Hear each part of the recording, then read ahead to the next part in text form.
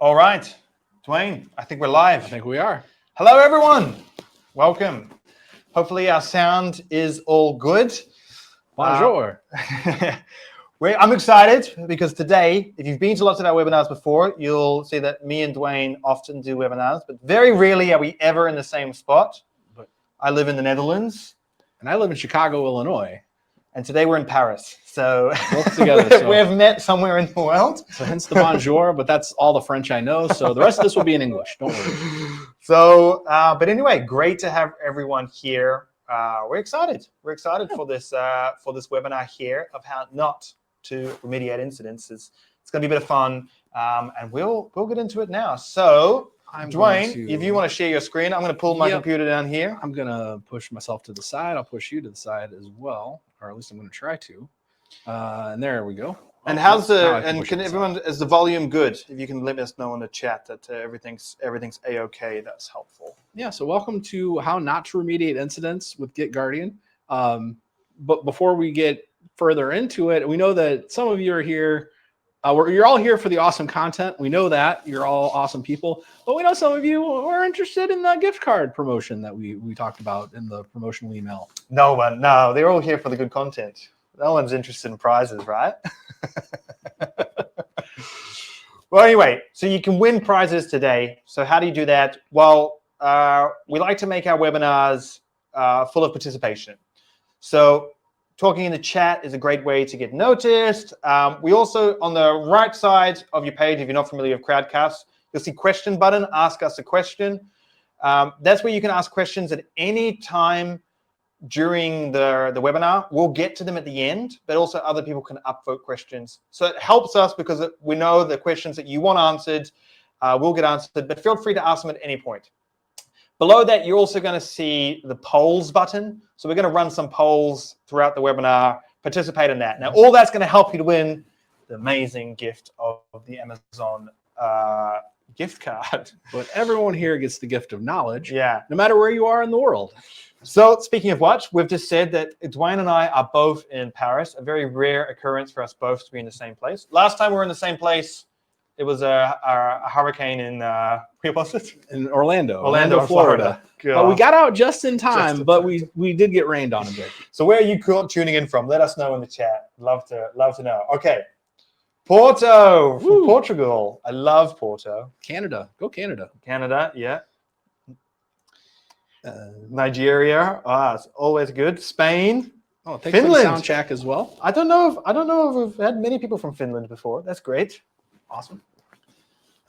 California, UK, Canada, Romania, from Chile. Oh, what a truly international audience. That's awesome. Yeah, it's cool. I love to see this. So I'm from New Zealand originally, Aotearoa, New Zealand, and one day I'm really hoping that someone from New Zealand is there, but it's 5 a.m. So I don't know who's that keen for the Amazon gift card. That's 5 a.m. But one day I hope to see someone from it. If you're from New Zealand, then I'll be very, very impressed. Switzerland, India, Chile, Canada, and Dominican Republic, Ireland. This is great. It's so cool to see this. All right. Well, now that we've kind of bought some time waiting for everyone to we've got a good audience. We've got a lot of people here today, which is great to see. So Dwayne, let's start off with a poll. I'm going to release the first one here. Now, on the right-hand side, you'll see the poll is now visible. So the first poll is, have you ever leaked a secret? Well, that's bad English from me. I wrote this poll. Have you ever leaked a secret or secrets? There you go. So let us know. Yes, you've leaked secrets publicly and privately. Yes, you've only done it. You've leaked them, but only in private settings. Or no, you are the perfect developer ever. I'll start. I've done all the above. I've leaked them publicly. I've leaked them in private repos. I even leaked a secret when making a video about what happens when you leak secrets because I got credentials confused on my thing. So no one is perfect in this. So there is no shame here. Let us know. Let us know. Be honest. Yeah, I exposed, this is a true story. I exposed my GitHub password in front of a live audience giving a talk once. I changed it immediately after the talk, but yeah, nothing nefarious happened.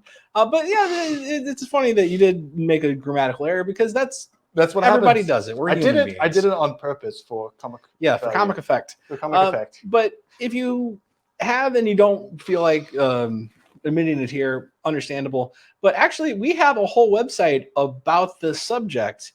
And if you go over to www.shittysecrets.dev, you can see anonymous stories and submit your own story. So if you have a story that, oh, it's embarrassing, I don't want to tell it, but you want to anonymously share with the world, that's a place you can do that. And also go see other people's stories.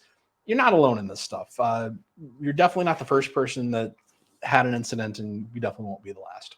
Yeah, yep, for sure. There's some hilarious stories on there. There's one in particular, I think it's the most voted one, about that involves the Navy. Have a read of that. It's inappropriate to say. I did say it at a webinar once, but I think it's a it's a funny story. Okay, so let's have we'll reveal the results of this now. So about 50% of people here that have voted have leaked secrets publicly and privately. So, you know, I feel like probably a little bit more, but, you know, that's on board. If you've done this, you're not alone, right? Most developers have done this. Doesn't matter how experienced you are. About 25%, just over 25% have done it, but only in private repositories.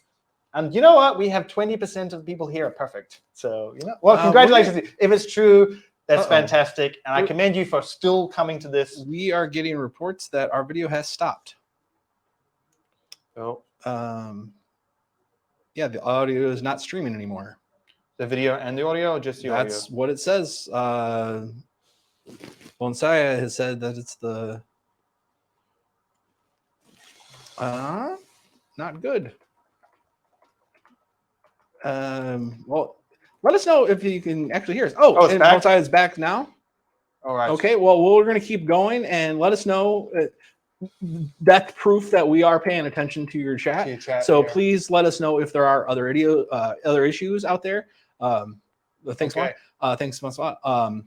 Thanks everyone for letting us know. Okay, we're gonna move on then from the poll, and just for sake of time, I think we should just kind of dig into it. Yeah. Let's get going. All right. So you came here how to learn how not to remediate secrets. So if you get an incident, panic, immediately run around the room screaming. Do whatever first urges come revoke to you. Any and all secrets that you can revoke. Don't ask questions. Don't tell anybody you're doing it. Don't do that. This is definitely never tell anyone what you're doing. Remove it from Git on the next commit, but make sure you mention that in the commit itself, in the commit message, that you've removed a secret. Announce that to the world that you've done that, so people know you're safe, and it won't. Don't look in your history at all, but just know that in that production instance, it's going to be fine. And hope for the best. Cross your fingers. Hope is a great strategy here. And of course, we're just having some fun with you. That's how not to remediate incidents. And a lot about what we're going to talk today is going to be about resisting that first urge to panic and to do things quickly, right? Because we're going to talk about what you should do. And panicking and going with your gut is usually the wrong thing to do here. And if you want to have a laugh, then what you can do is in the GitHub search, the new search functions make it easy. You can type it into the search for a commit message that has the message removed secret. And what that means is that the commit before that in the history probably has a secret in it. These are the things that people do in a panic. And so what we're going to do is we're going to try and give you some concrete guidelines of what to do to go through when you actually do leak a secret, when you have an incident, and basically what to do, how to actually remediate incidents. So Dwayne. The other thing really here is just don't have secrets. If you can eliminate all of your secrets whatsoever, and I'm only half joking, if you're using systems like AWS, short-term automatically produced tokens, you don't need to rotate them because they're managed on their own. But yeah, if you don't have secrets, then you'll never have an incident. But in reality, the rest of today, we're talking about definitions. We're going to quickly define some terms so we're all on the same page with what we're talking about. And then really talk about those last three, the prioritizing incidents, investigating the incidents, and finally, why you came in, remediating incidents. But understand that's part of a larger picture of what to do. So let's dive into our definitions. So when we say incident, incident can mean a lot of different things. The fact you're on here, there's an incident where you're watching a webinar. Incidents are not necessarily in and of themselves bad, but they are if we're talking about hard-coded plain text secrets found in your perimeter. So the word perimeter is simply where you're storing your code long-term, or where you're sharing it between your systems. That's your GitHub, your GitLab, Bitbucket, Azure repos for Azure DevOps. That's what we mean by perimeter. And by secret, of course, we mean the hard-coded credentials to give you encryption of data or access to a third party or another system, or the system itself. Now, it doesn't necessarily need to be third party. But these are API keys, username, password pairs, certificates, browser session tokens. There's an AWS example on the right, or the left, depending on where you're looking. And then these are also involved the entire types of files where you store these things, like ENV files, PEM files, or CRTs. So that's what we mean by secret. And perimeter being where you store the code, where you're hard coding these things. We know this is a problem out there, and we know it's a growing problem. We're doing the research right now for our State of Secret Sprawl 2023. Not ready to reveal any information about that, but it hasn't gotten better, unfortunately. We know that, and we can safely say that out there. But this is the numbers from 2021. It's growing, and we see in the 2020 numbers, we saw 3 out of every 1,000 commits contained at least one secret, and that was an increase from 2020. And just on this, I know Simon in the chat said that GitHub deletes secrets, and it does for some. It doesn't delete the secret. It communicates with some third parties to revoke them. But I can tell you that this is often already too late because there's a process that goes into this, and it's a very, very small range of secrets. So, for example, private keys, like RSA keys or other areas, GitHub can't revoke them because it doesn't know what they are. And that's the reality for most secrets. So a very small number, like an AWS key, GitHub can find. It can communicate with AWS. AWS can revoke that secret. But that is kind of the edge case in the reality of the program. Right on. The other term that we're going to use today a number of times is occurrence.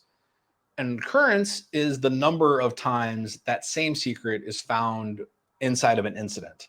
So an incident, hey, we found secret. Occurrences, hey, we found the same secret a number of times. In this case, we found the same AWS key twice. And also, who knows who's cloned that repo since before GitHub actually triggered all of that anyway. Just thinking back to that question. Well, anyway, just jumping straight into it, before you make a plan, before you go revoking anything, don't panic. Calm down. Breathe. It's something that everyone that does computer science goes through at some point.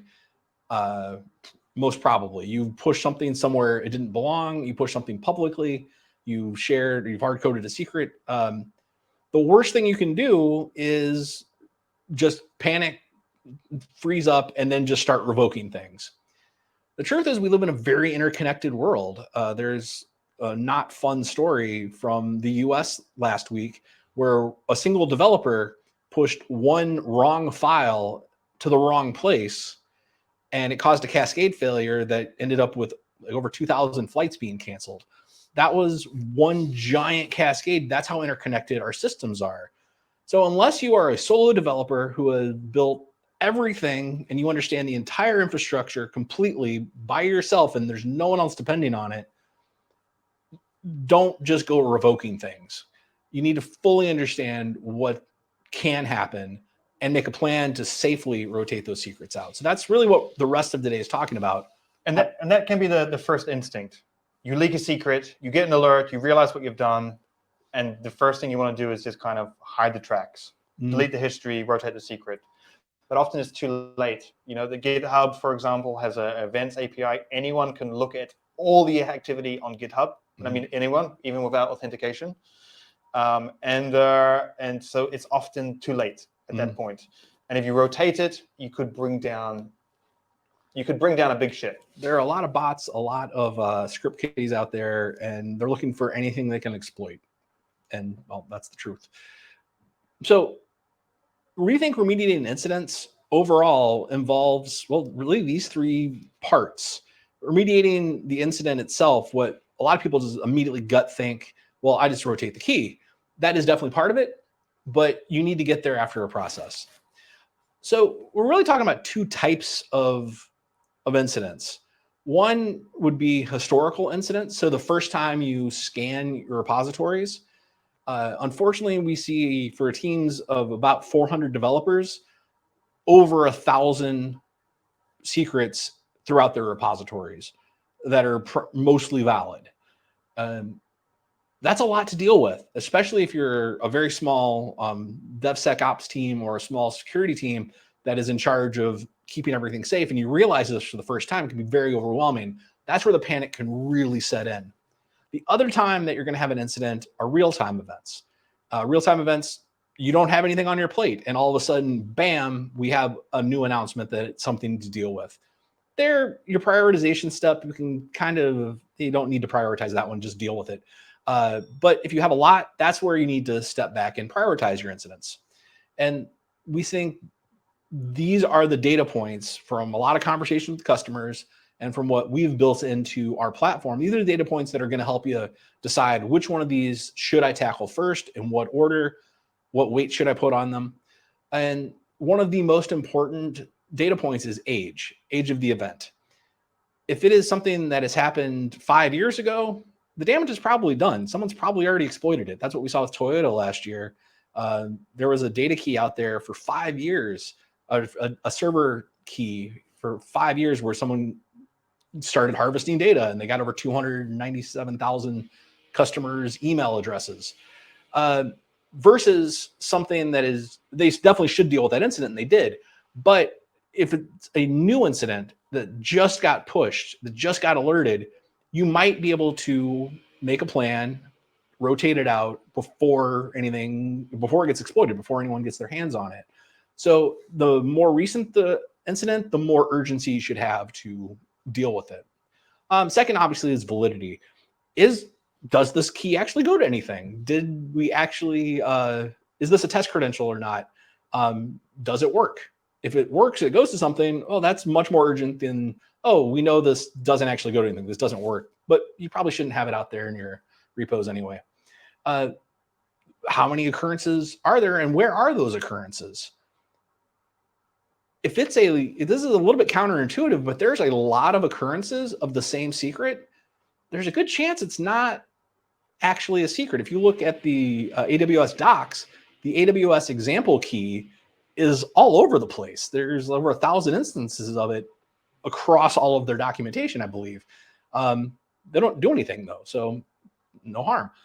If it's only in one place though, there's a good chance that got leaked. That's something you really need to jump on and set a higher priority for, set a higher severity level. Those last two, these are, if you're just making your own plan on paper or on a whiteboard, you need to assign a severity, figure out your own system. We have our own severity levels you can set inside of GitGuardian. We'll show that later in a demo.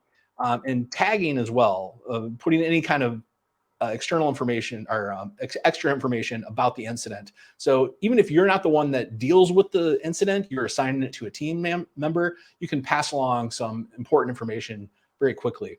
If you're using GitGuardian though, before you jump back in, we think that those tags are around, have we seen this incident before? Did we solve this one already? And now this same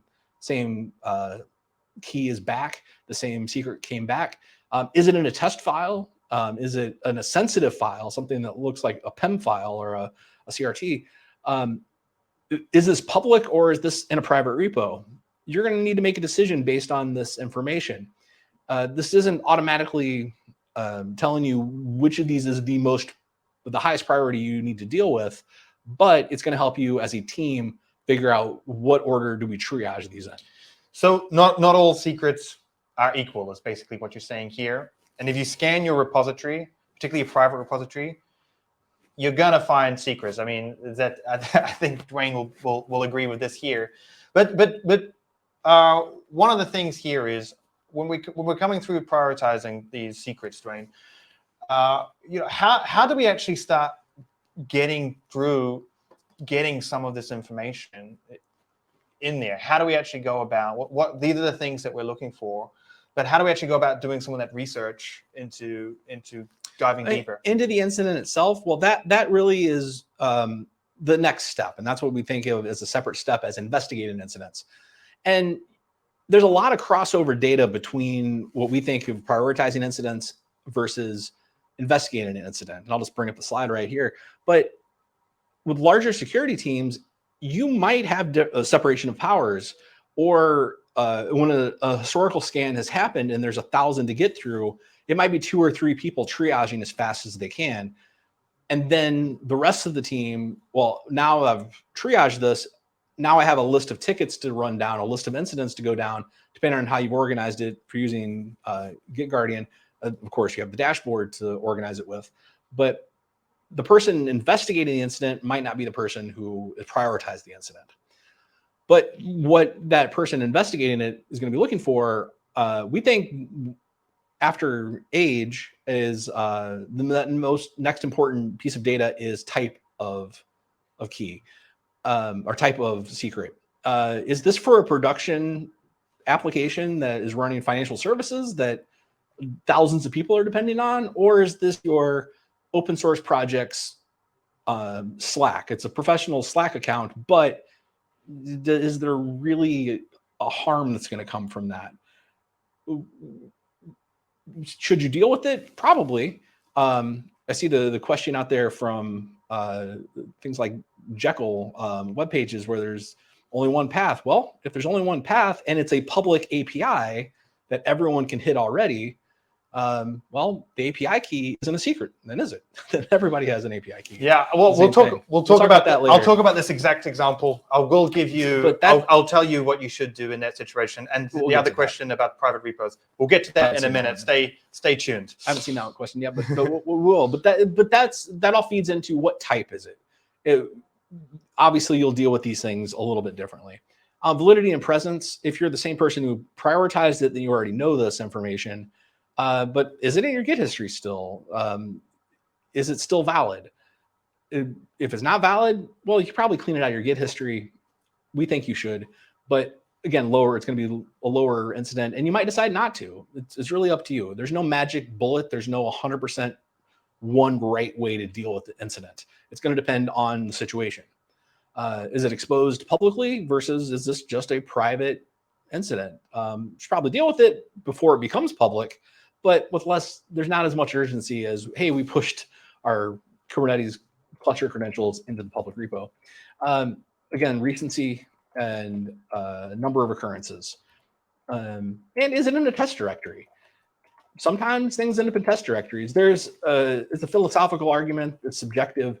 Should you use test credentials in your repos? Some people are very hard yes. Some people are very hard no. Hard no. I'm very much in the middle personally, to be honest with you. I think there's no wrong for putting there. I think overall we would be better served if we would have just the words put your credentials here instead of like showing in an example. But some people need examples. So there's no 100% right or wrong. But this is, if you are on the SOC team or the operations team and you're dealing with a historical scan with a lot of incidents and you've investigated it this far, now you have enough information to know, like, all right, we do need to deal with this, or, oh, okay, we'll put this on the backlog of let's clean up our Git history in the long run. And that's the difference. But no one's panicked. No one's gone and thrown a bunch of switches. But now you know, okay, we need to deal with this. We need to deal with it urgently. And now with all this information in hand, now we're ready to go actually deal with it and remediate the incident. So just some questions on here. What I want to know is why is it so important to understand what the secret type is? You know, and do we really, shouldn't we create all secrets kind of an entry point? Shouldn't we treat them all equally? Why is it so different? Oh, in a perfect utopia world, yes, we would never have any exposed or any kind of secrets at all. Everything would just be known by the machines behind walls, and no human being would ever actually know it. But the reality is there is a person who works in the team that knows a lot more about what that secret is connected to, the importance of it, the value. And that's when we think remediating incidents, that's the conversation between the developers who are putting these in. Now, it might be you might be the same team members who are working on code and remediating it. We find for larger organizations that we work with that those are separations of concern, that there is a DevSecOps team that is concerned with it, that needs to go find that individual developer and ask, like, well, why is this here? What does it go to? What's the implication if we revoke it? In Git, thank goodness for Git, there is a function called blame, and it's called blame for a reason.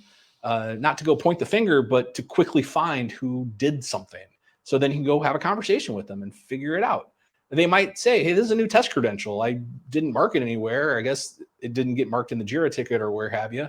But yeah, there's no harm done. Let's mark this as ignore it and let's move on with our lives. Or, oh my goodness, I didn't realize I pushed that publicly. How do we deal with this?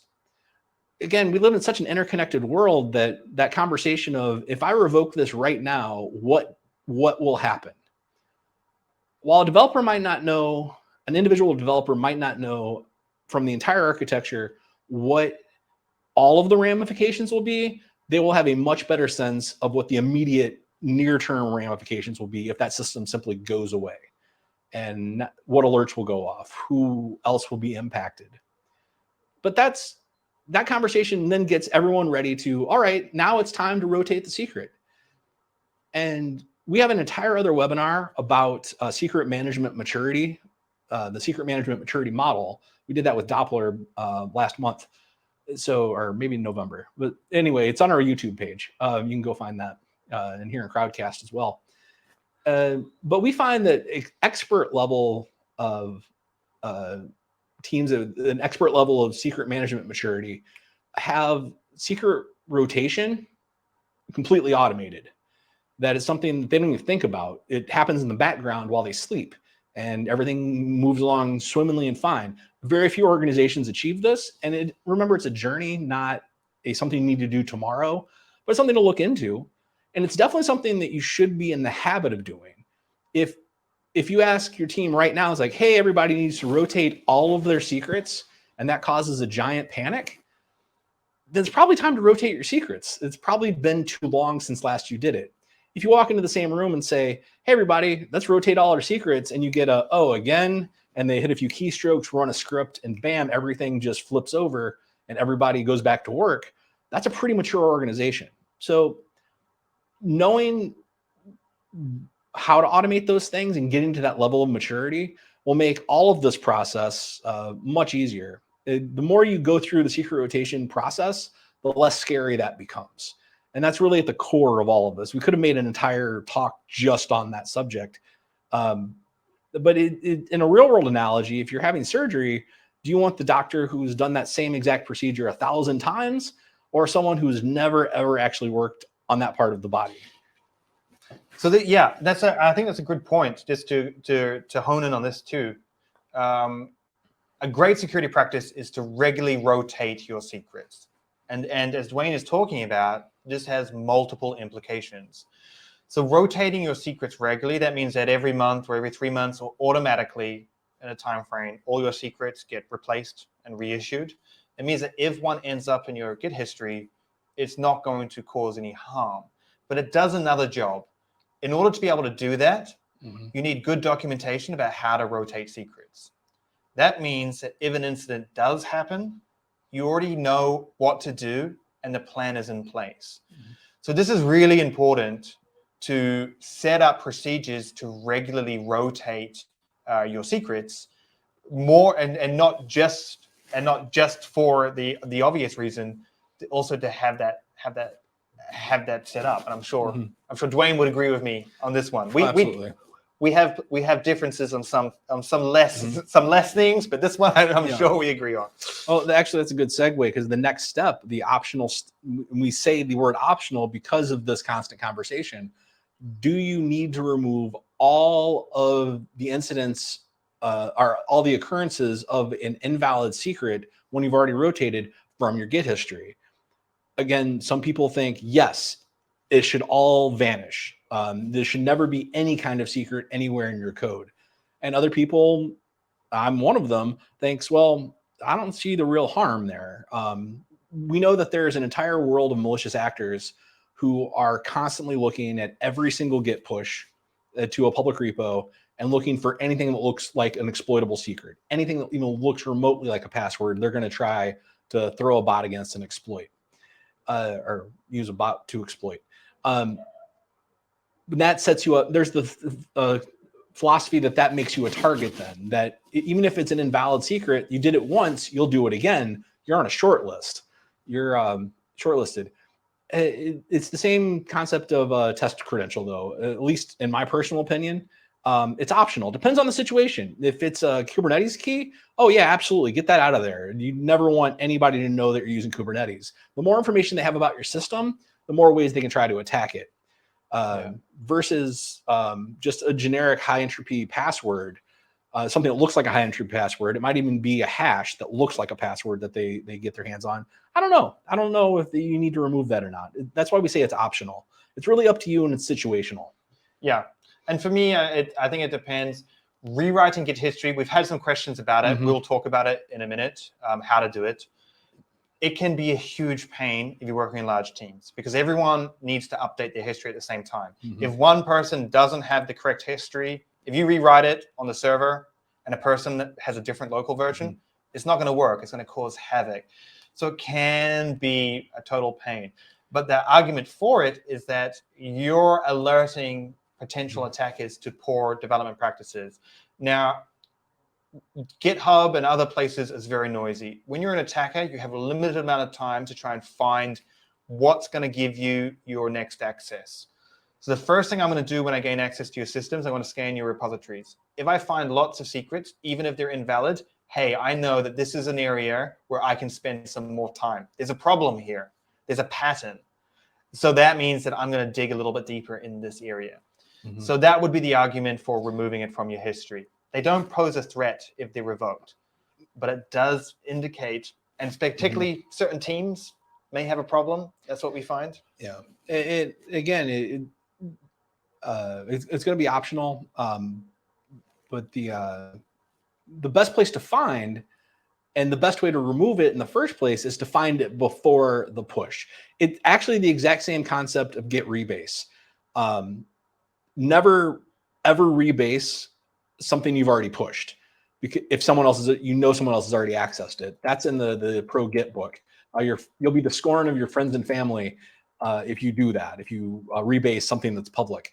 But if you rebase locally, that's a best practice. You shouldn't be pushing like 15 commits where it was all typos. Go ahead and rebase, smash that together and make it one commit that you actually push. That's just good hygiene. Same thing here. If you can find that secret before you commit it, before it's pushed, and you rewrite your local history, that's perfect. That's the best place to do it. Tools like GG Shield can help you do that at a local level, hooking it through your Git hooks. We have videos about that out there, and you can find the documentation. This isn't a webinar about GG Shield, but you can totally automate that process to find it before.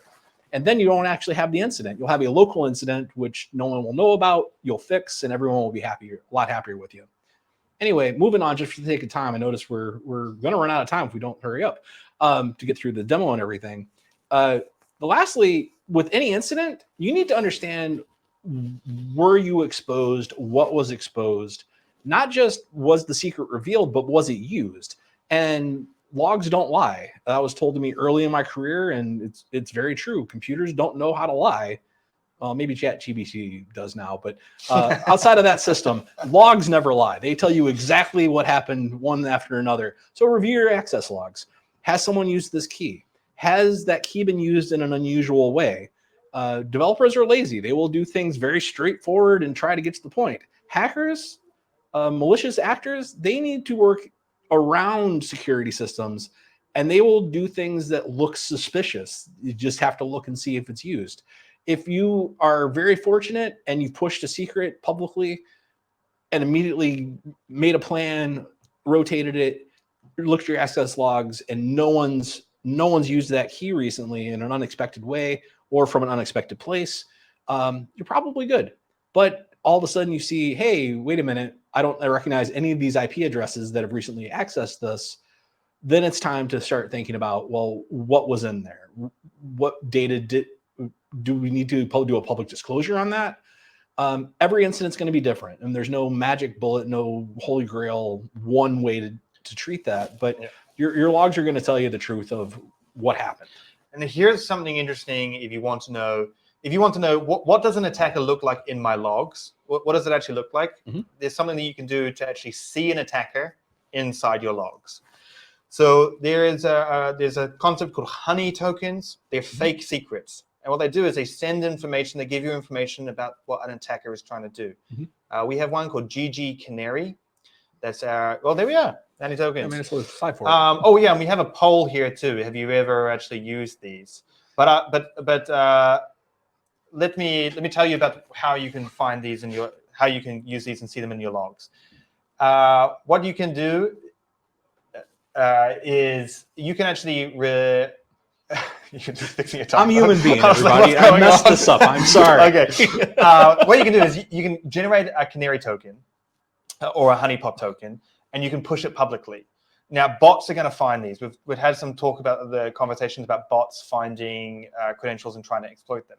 And what you're going to see is not just a bot trying to exploit it. You're going to see a cascading effect. The first thing that's going to happen is that the bot is going to try and find out if this is a valid credential. And it's going to do the lowest level call imaginable as to not raise suspicion, right? Because if there's a call that your organization doesn't use and all of a sudden someone's calling it, it's going to raise suspicion. So they do one, is the credential valid? What they're going to do there is they're going to elevate their calls progressively. Mm-hmm. Can I see something interesting? If it's an Amazon S3 bucket, can I see what's in the bucket? Mm-hmm. Can I write to the bucket? They're going to do this in progression. And it may even be done over time. It may even be the fact that a bot will check if it's valid, and then you'll find that the hacker, the person, will actually start doing things in the logs. So by using honey tokens, if you just want to see what a hacker looks like, this is what they're going to look like. You can look at your logs. You can even get information about the calls that they're doing, their IP address, everything like that, and you're going to be able to see exactly what happens. I've made some videos about this, but yeah. So this is a very simple tool that you can do.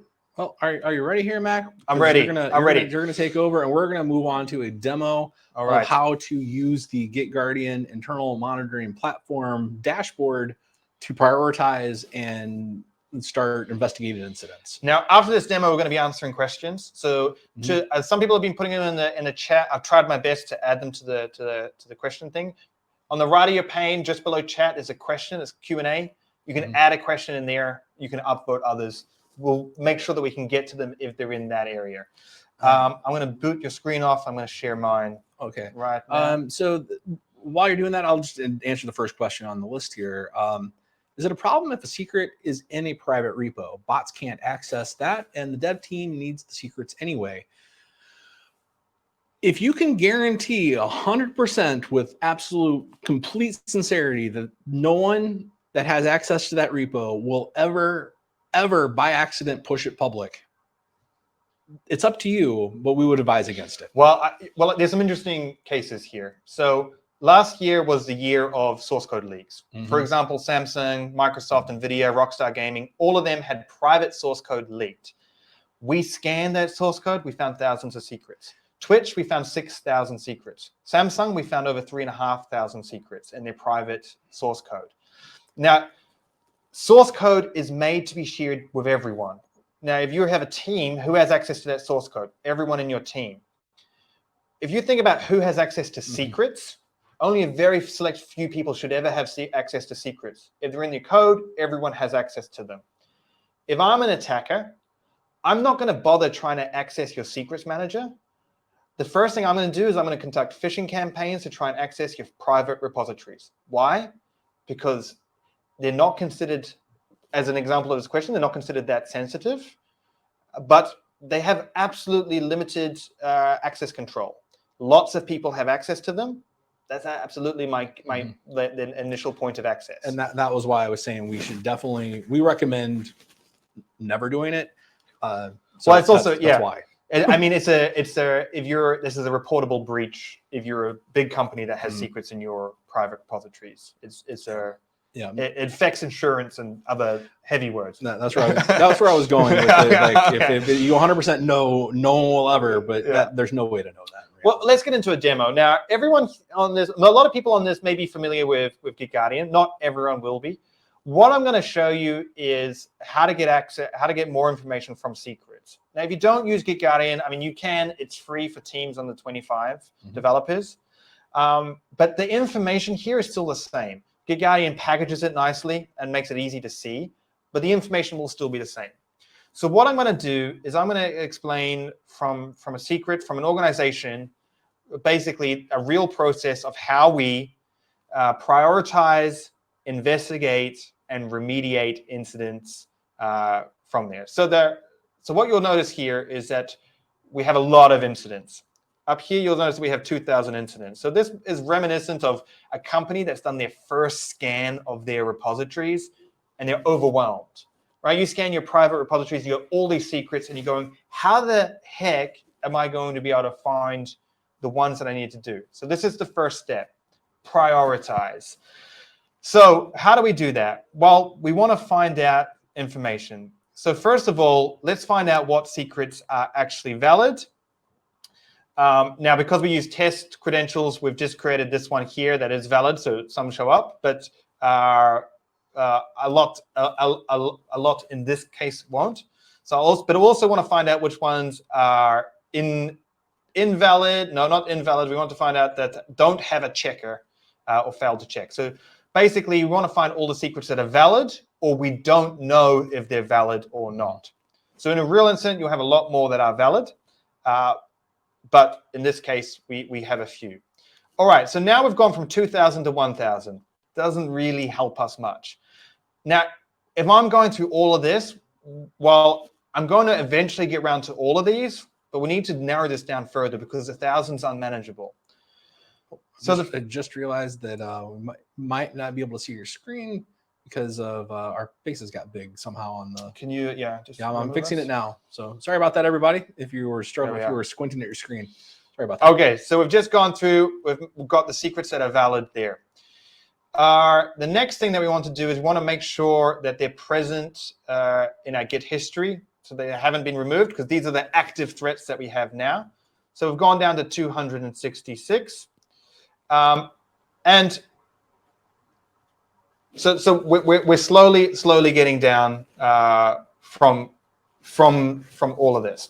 So we've got a slightly more manageable amount here, and the next thing that we want to do is but 266 is still a lot. So the next thing that we want to do is find the ones that are publicly accessible. So from here, we want to click the tag exposed publicly. And so this is going to narrow us down to 166. So what have I done? I've sorted through our secrets quickly. We've got the ones that are valid or that we can't check. We've got the ones that are exposed in public repositories, so really active threats, and they're still in our Git history. So we want to get to all of those incidents, but these ones here are the ones that we really need to get. And of course, if we're using the platform a lot, we will have different statuses. So we want to make sure that we just have the ones that are assigned not resolved. So we have 162. So this is what it looks like to prioritize. I have 162 secrets that I've now prioritized. It's still a lot. Hopefully in a real life situation, it will be a little bit more. This is of course a demo account, so we have plenty of information, but we've gone from 2,000, so we've got it down. Next, we need to investigate. If we click on one of these incidents, what we can see here is a different number of occurrences. So we can see that this has occurred twice. So this is a pretty big problem. We have the actual secret here. This is a dummy secret, so if you're screenshotting your screen, trying to think that I might use it, you can't. But we need to get a little bit more information about this. The best person to get the information is from the developer themselves. We can see that Lucas Fox here has committed this secret. So Lucas is going to be my first place to go to figure out what the secret does. And we can make this easy. We can automatically share this with Lucas so that he gets an email to provide feedback. And what I'll show is what that feedback looks like. A little bit of construction noise there. Hopefully you can't hear that too much. But this gives you a questionnaire down here. These are the questions. Now, if you're using GitGuardian, this is easy. But if you're not, these are the questions you want to ask. Is this an actual secret? Does this secret give access to sensitive information or services?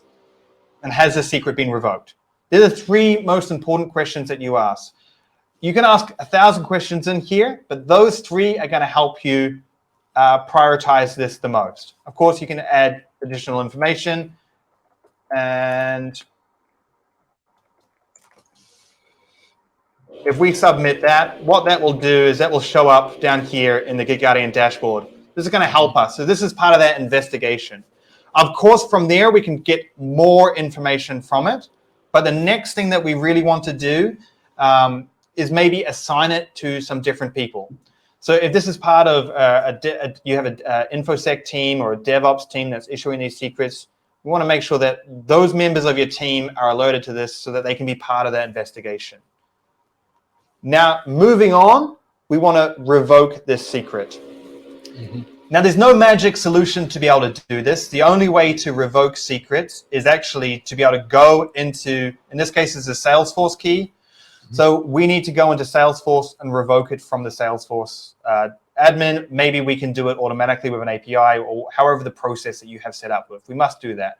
But there's a step that needs to be taken after that. You need to validate that that secret has actually been rotated. Now, because this is a test credential, we can't actually validate the secret because it's fake information. But over here is a secret valid. What this will do is it will actually check that the secret has been valid. So if I give an example of what this actually looks like, if we just want incidences that have been resolved that are invalid. So these are the secrets, incidences that have happened that we have actually resolved. And what's cool about here is that we can see that this has been resolved, and it actually lets us know when it was resolved, because it actually lets us know when the last time it was checked. So it was checked as valid in October, and it was checked as invalid in August 2021, a year later, well, almost a year later. So that actually gives us information that, yes, this secret has actually been rotated. It's no longer. And then we can also check that they've actually deleted it from the Git history. So that kind of concludes us of that process. Now, if you're familiar with GitGuardian, you can use this in your dashboard. But if you're not, and you're maybe using some open source scanners to find secrets, you need to make sure you have a process that you can follow this through so you actually resolve your incidents. So that's it from the demo point of view. What we're going to do now is we'll bring our faces back. We just need to push us back down on the main stage. There we go. Me and you. There we are. There we are. Good. Everybody. And what we're going to do is we're going to answer some questions. So the next question is the one that I hit the answer button, and that's why it popped up on your screens out there for just a second, everybody. You didn't see that, Mac. But it was from Srinivasa. After revoking a particular secret from the code, how to remove the secret from your commit history? Is it still visible in the commit history? Well, yes, if you just remove it in the next commit, the way Git works, you have the complete snapshot of your repository every single commit. If it doesn't exist as a complete snapshot and compression of the file, it points back to the previous one in history. But yeah, it's there in your history. Now, I actually, while you were doing the demo, I went and did the research here. We actually have a blog post about this, how to rewrite your Git history, including a cheat sheet. It's straightforward. We're not going to say it's hard, but it's not the easiest thing to do with Git. It's something very achievable, though. The beauty of Git is you have complete control. You have complete overall control of your history. Is it straightforward to do? Maybe not. But you can completely rewrite it. That's a good starting point. There's also tons of documentation, a lot of videos. We should probably make a video about that, honestly. It's the first video I ever made. It's the #1 video on our channel. It's got on our YouTube channel, 30,000 views. Well, how to rewrite your history. That's the problem, is it cut off on the number of views. There it is. It's there. I'll put the link to this out there as well here in a second. But that was the answer to your question. And someone else asked the same question. Yeah, so writing a Git history isn't necessarily hard. The problem is that if you're in teams, it can just get really messy. So you can't do this by yourself if you're in a team. You all need to sit down. You all need to get on the same page. Everyone needs to push the latest version. One person updates the history, and everyone needs to readjust to that history. If one person doesn't do that, it's going to create a bunch of errors. So it's not fun. The best thing to do is that if when you do it quickly, it's much easier to move back one level, just to go back a commit. I'm not talking about committing over something. I'm talking about shifting back one level, moving your head back one level. That's much easier than if you have, for example, a file that's scattered on multiple branches throughout your Git history. Wow, that can be annoying. But there's some tools that will help you use that. I've just added that link to the video there in the chat for everybody. Okay, so next question here. Is it a good solution to use credential managers like KeyPassX? Yes. Short answer, yes. Yeah, always. There's multiple different there's secrets managers. We've had different secrets managers on this webinar, like Doppler. They're all, like there's different levels of them. Something like HashiCorp Vault is like the gold standard. It's probably one of the best, but it is so heavy. It's very complicated to set up and to use properly. So when it comes to using a password or a credential manager, get one that you're actually going to use. I think that's the biggest advice I have to people. If you're a team of 3, you don't need HashiCorp Vault. What you need is something a bit more simple. There's lots out there. There's open source ones. But definitely, and this is really the only way to keep your credentials stored, because you're going to need to share them. Different people will need access to them. You need to be able to do that securely and use a solution that is actually designed for that. Yeah, you can build local solutions using things like SOPs. The Mozilla Foundation has released SOPs, which is a way to do encryption in place in editing. So if you're going to share an EMV file, that is one safe method to do it, where you're completely encrypting it even while you're editing it and passing around an encrypted file internally. But overall, yeah, we think password managers have figured this stuff out, and there's a lot of commercial options out there. Yeah, for sure.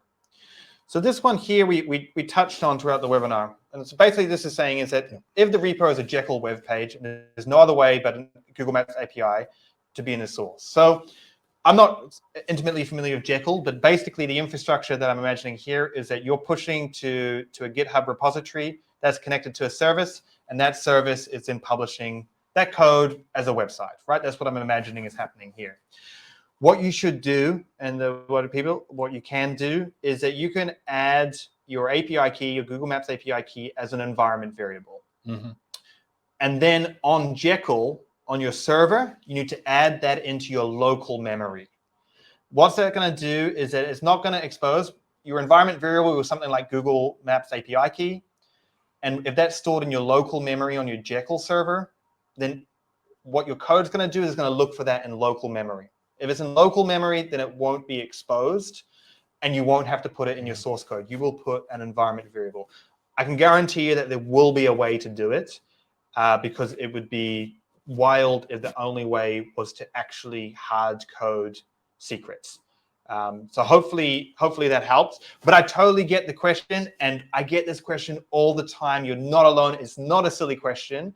Definitely not. And honestly, there's just not enough information about doing this, particularly for something like Google Maps API keys. And here's the reality. Google Maps actually is charging a lot of large companies, use a lot of data on that.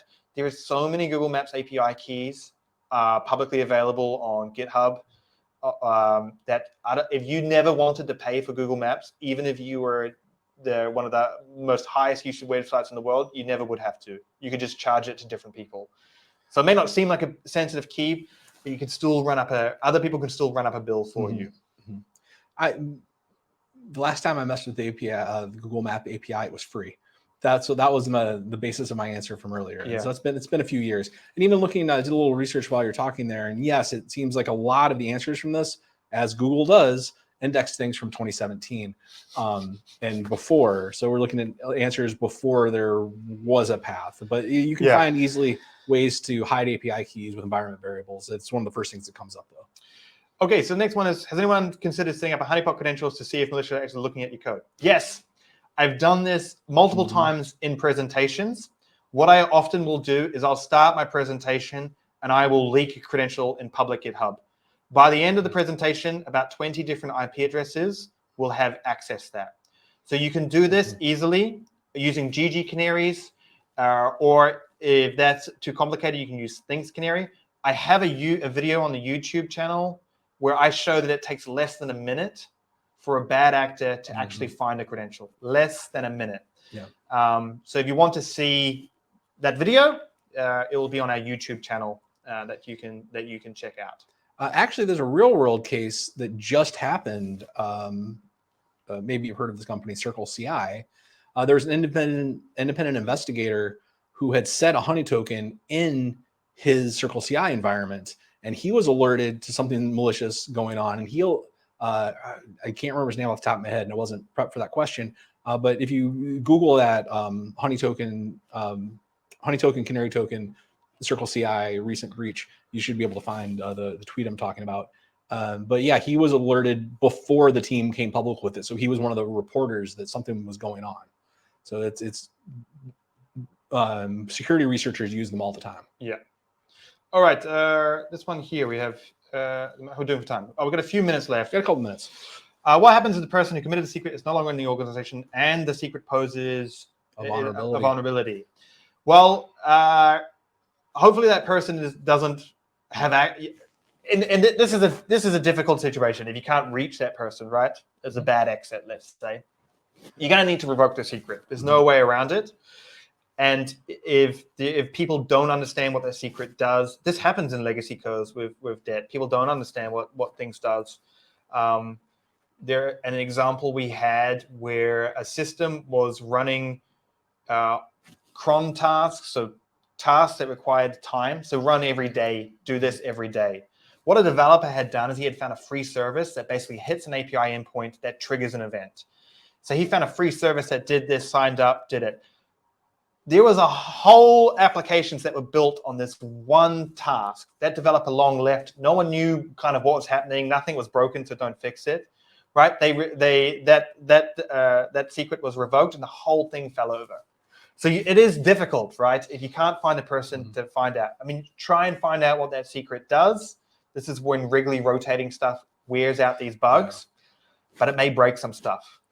And well, at this point, if it's a vulnerability, be aware that it may break some stuff. Try your best to figure out what it does. Have backups in place, but you're going to need to revoke it. And there's no way around that, unfortunately. It's like leftover food or milk. When in doubt, throw it out. Yeah. Like it goes back to that posture. If you are going through and setting up automation for auto-rotating secrets, then along the way, you'll auto-rotate it. And that's something that you should be on that journey of. Long-term secrets are just bad. That's something AWS, I've just watched a bunch of AWS talks recently, so it's top of mind, but that's something they can continually harp on in their IAM team is long living credentials are always a bad thing. All right, last question before we announce the winner. This one here is, if the secret is invalidated, should you struggle with the history rewrite? Look, there's a lot of arguments. We talked about this. Yeah. Basically, this is where we stand at this. It's not a current vulnerability. If you have other secrets in your history that are valid, that do all of that first. I would say that it's better to not have secrets in your Git history because then it shows that it doesn't show an attacker where a potential weakness could be. But it's not a vulnerability. It doesn't pose a current threat, right? So it's about cleaning up your house, but get the house secure first. If the house is secure, right, tidy it up. But I mean, look, it may be a decision that you just leave it in there. It's not going to be the end of the world. You won't be the only ones that do it. Yeah, waxing philosophical about it just for a second. I know we're out of time, but it's a conversation I've had a lot of times. The pros and cons of mono repos. Like if you have everything separated into individual standalone repos that collect together, then making that one change to that one repo and rewriting history there is a lot less painful, a lot less dangerous than a mono repo that you have 1,000 developers all depending on the same code. And that's the trade-off, because you have to do it coordinated across the board. If you're doing it for one or two people, go ahead and do it. We would always say that. But at a lot of developers, that's the conversation you're going to have internally. We always think it's better to clean up your house, but every situation is up to you. All right. The moment of truth. We'll come to the end of this now. Let's all look at who's won the gift cards. So there is a clear winner. We have two. The first one is it's very clear, and that's Kasaba Toth. I'm terrible with that. I should let you do the names. No, I apologize. I apologize if it's wrong, but congratulations, you've won a gift card. We will email you afterwards with details. And the other person that has won a gift card, I'm just looking at my analytics at the right now, is Srinivasa. I'll post that in the chat in case I got that wrong. Srinivasa, sorry. Congratulations, I'll also email you. So you both won an Amazon gift card. I'll email you with details about that there. Tom, don't worry if you join late. You can watch the replay. It will be available immediately once I click close, which will be pretty soon. So thank you all for coming. I hope you found this useful. Very much. It was great to be able to have to be in the same room for the first time. Usually we're across the world. We are. I hope you've enjoyed it. And if you did, a good argument for getting Dwayne back to Paris again. But thank you all. We look forward to seeing you at the next one. Make sure you subscribe to our Crowdcast channel so you get notifications when we go live. This will also be available on YouTube afterwards on the GitGuardian YouTube channel. And that's it from us here. So have a great rest of the week. Stay warm or stay cool, depending on where you are in the world.